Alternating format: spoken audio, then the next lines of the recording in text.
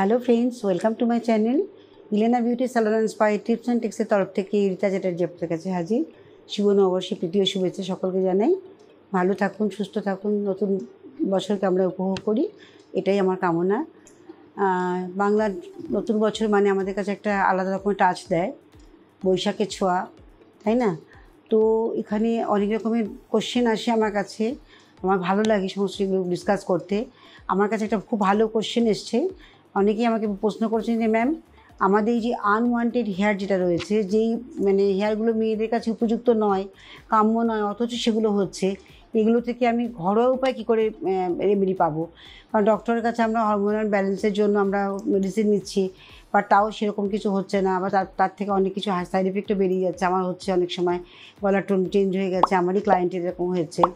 যাই হোক, তো এখানে এটা তো সত্যি কথাই যে হরমোনাল চেঞ্জের জন্য এটা ব্যাপারটা হয়, যেটা আমাদের পুরুষজনিত হরমোন টেস্টোস্টেরন যখন আমাদের মহিলাদের মধ্যে বেশি পরিমাণে দেখা যায়, তখন এটা কিন্তু দেখা যায় মেয়েদেরও গোবদাড়ি বেরিয়ে গেছে। আবার অনেক সময় দেখা যায় অতিরিক্ত মানে হেয়ার রিগ্রোথ, হাতে পায়ে এক্সেসিভ লোম, সেটাও কিন্তু সেম একই কথা। পুরুষজনিত হরমোনটা যখন শরীরে বেড়ে যায়, তখন এ ধরনের কিন্তু প্রবলেম অ্যারাইজ করে। তো এখান থেকে রেমেডি কী করে পাবো, এটা তো খুঁজতে হবে। আর যখন আমাদের সেই জন্য হচ্ছে খাওয়া দাওয়াও মেনটেন করতে হবে, প্লাস তার সঙ্গে কিছু আমি টিপস দেবো, সেগুলোও মেনটেন করতে হবে, যার মধ্যে প্রচুর পরিমাণে আমরা হরমোনজনিত মানে এগুলো পাবো। মেডিসিন না, আমি বলবো হরমোনজনিত যেগুলো ফুডস, সেগুলো আমরা নেব। যেমন ব্রোকলি, ক্যাবেজ, কলিফ্লাওয়ার মানে ফুলকপি, বাঁধাকপি, ব্রোকলি, এগুলো খেলে কিন্তু ক্যাপসিকামের মধ্যে কিন্তু প্রচুর পরিমাণে আমাদের হরমোনজনিত মাশরুম, এগুলো খেলে প্রচুর উপকার দেয়। তারপর হচ্ছে যে আমাদের ওটস, এইগুলো খেলে পরে, বা যাদের মানে সয়াবিন আমরা এমনি খাচ্ছি রান্না করে, এবং সয়াবিন মিল্ক যেটা পাওয়া যায় সেটা খেলে পরে, এতেও কিন্তু আমাদের হরমোন ব্যালেন্স করে। আমাদের এস্ট্রোজেন হরমোনটা, যেটা মেয়েদের মহিলাজনিত হরমোন, সেই হরমোন যখন আমাদের প্রচুর পরিমাণে বেড়ে যাবে, তখন পুরুষজনিত হরমোনটা আস্তে আস্তে রিডিউস হয়ে থাকবে, কমে যাবে। তো সেই জন্য আমাদের এই ধরনের খাবারগুলো খেতে হবে। সয়াবিনের মিল্ক খুব ভালো লাগে খেতে, সেটা কিন্তু রেগুলার আমরা একবার ডায়েটে রাখতে পারি। যাদের ধরনের সমস্যা আছে, আনওয়ান্টেড হেয়ার, তাদের কথা বলছি। ব্রোকলি বা বাঁধাকপি, ফুলকপি, এগুলো আমরা রাখতেই পারি। কিছু পিস আছে, মানে যেমন চিয়া সিডের মধ্যে কুমড়ো দানায় অনেক কিছু থাকে, সেই সিডসগুলোকে আমরা একটু আগের দিন ভিজিয়ে রেখে পরের দিন সেটা পেস্ট করেও খেতে পারি, শরবত করে, বা আমরা এমনি খাবারের সঙ্গে মিশিয়ে, দুধের সঙ্গে মিশিয়ে, কর্নফ্লেক্সের সঙ্গে মিশিয়ে আমরা খেতে পারি। তো এই ধরনের খাবারগুলো খেলে কিন্তু আস্তে আস্তে আমাদের হরমোনের যে প্রবলেমটা হয়, সেগুলো আস্তে আস্তে কমে যাবে। তো এখানে বন্ধুরা, যারা এই ধরনের শিকারে রয়েছেন, আমার কাছে প্রচুর ক্লায়েন্ট আসে। আমার স্যালন হচ্ছে Elena beauty clinic and spa, যেটা গড়িয়া 5 নম্বর বাস স্ট্যান্ডের উল্টো দিকে আছে। আরও আমার একটা একাডেমিও রয়েছে, প্লাস আমার একটা ফ্যামিলি স্যালনও রয়েছে। সেখানে ধরনের ট্রিটমেন্ট প্রচুর আমি করাই, সেই জন্য তাদেরকে আমি গাইড করি যেভাবে সেই কথাটাই আমি তোমাদের কাছে তুলে ধরতে চাইছি। যে এখানে যদি করতে হয়, ফেস প্যাক একটা হিসেবে আমি যেটা বাড়িতে ওদের বলি, আমি ট্রিটমেন্ট করালেও বাড়িতে কিন্তু কিছু হোম রেমেডি দিয়ে দিই। ফেস প্যাক হিসেবে একটা ইউজ করতে পারো, যেমন বেসন, একটা 1 টেবিল চামচ যদি বেসন নাও, তার মধ্যে হলুদ গুঁড়ো নেবে 2 চিমটের মতো, আর তার সঙ্গে কিন্তু অবশ্যই আমি বলবো স্যান্ডেলউড পাউডার, ওটা পেস্ট তৈরি করবে, গোলাপ জল দিয়ে গুলে নিয়ে সেই পেস্টটা দেবে। তার মানে হচ্ছে অ্যালোভেরা জেল দিচ্ছ, মুলতানি মাটি দিচ্ছ, তারপরে তোমার চন্দন পাউডার দিচ্ছ, এবং হলুদ গুঁড়ো দিচ্ছ, এগুলো দিয়ে, আর হানি 1 চামচ হানি দেবে, তবে তোমার আঠা ব্যাপারটাও থাকবে, টাইটনিং থাকবে। আর সঙ্গে তোমার যে হানি আমাদের ময়েশ্চার দেয়, স্কিনকে হেলদি রাখে, সব কাজগুলোই করে, হাইড্রেট করে স্কিনকে।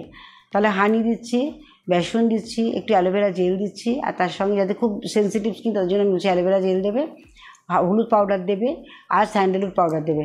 সব একসঙ্গে মিক্স করে নিয়ে একটু টাইট মতো প্যাকটা হবে, খুব পাতলা হবে না।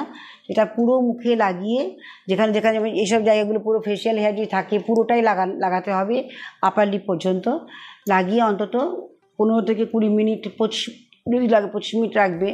খুব যখন ড্রাই হয়ে যাবে, তখন সেটাকে আস্তে আস্তে ম্যাসাজ করে তুলে ফেলবে, দেখবে ফেশিয়াল হেয়ারগুলো আস্তে আস্তে উঠতে থাকবে। এটা রেগুলার করতে হবে, প্রতিদিন যারা করবে তাদের কিন্তু আনওয়ান্টেড হেয়ারে কোনো প্রবলেমই হবে না। সঙ্গে খাওয়া দাওয়াটা ঠিক রাখতে হবে, এগুলো খেলে, এবং এটা যদি মেনটেন করো, তো তোমাকে হরমোনের ওষুধ খেয়ে ঠিক করতে হবে না, এমনি অটোমেটিক্যালি আনওয়ান্টেড হেয়ারগুলো মানে ডিজলভ হয়ে যাবে।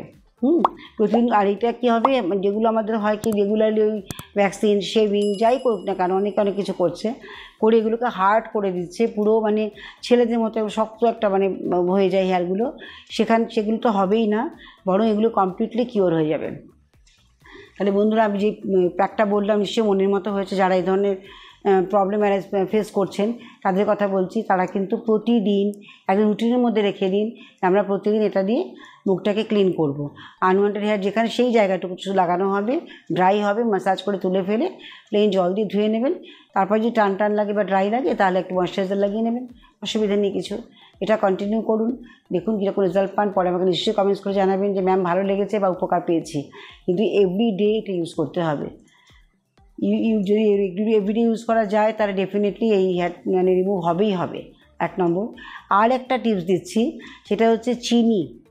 একটু বড় দানা চিনি নিতে হবে, চিনির সঙ্গে মধু নেবেন, দুটো একসঙ্গে মিক্সড করলেন, বেশি স্টিকি স্টিকি ব্যাপার থাকবে, ওটা পুরো মুখে যেখানে আনওয়ান্টেড হেয়ার আছে পুরো লাগিয়ে নিয়ে আধ ঘন্টা ছেড়ে দেবেন, একদম টাইট হয়ে যাবে।